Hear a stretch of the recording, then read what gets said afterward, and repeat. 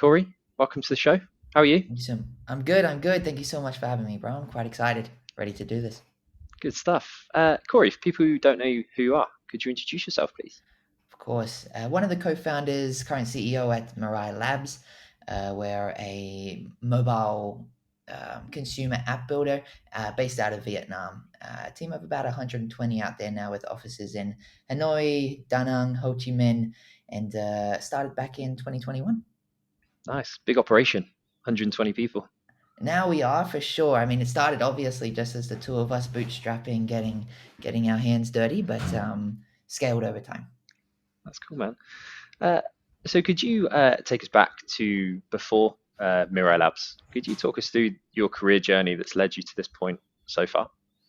For sure. I guess the big push, the momentum started back in 2017 when I first got into um, crypto. I Okay. actually started a customer support company right then. Around that time, ICOs were quite popular. Actually, they were enormous. And what would happen is that someone would raise $20 million or something like this from the community.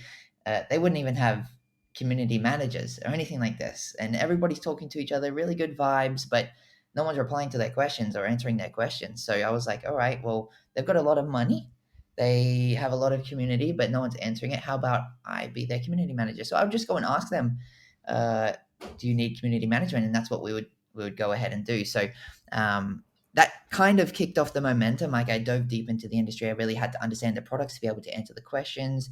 And I built a small team of, I think it ended up being around 27 people based out of the Philippines, managing all the projects. Made plenty of mistakes. It wasn't a token project or anything like that. It was like a traditional business, but we accepted tokens as payment for some of the partners. Half of them didn't even launch their token, and then the bear market came and destroyed everything else. So that died pretty quickly through the 2018, 2019 bear market. But I was very blessed around that time period. I actually started like back then it was like I guess a side hustle, which then became Australia's largest airsoft company.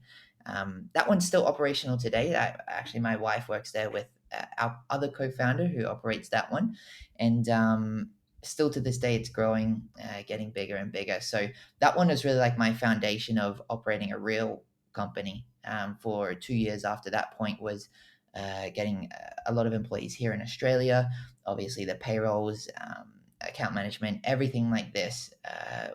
That was like, I guess, my real training after I went through that redneck period of the ICO craze back in the day. And then finally, that's where Mirai came in.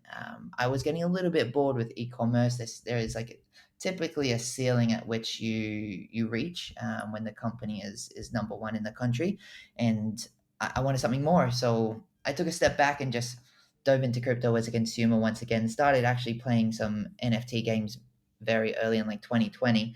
and one of them was F1 Delta Time by Animoca. I played that. I made a video. My co-founder saw the video that I made and messaged me, said, "You want to build a game?" I was like, firstly, who are you?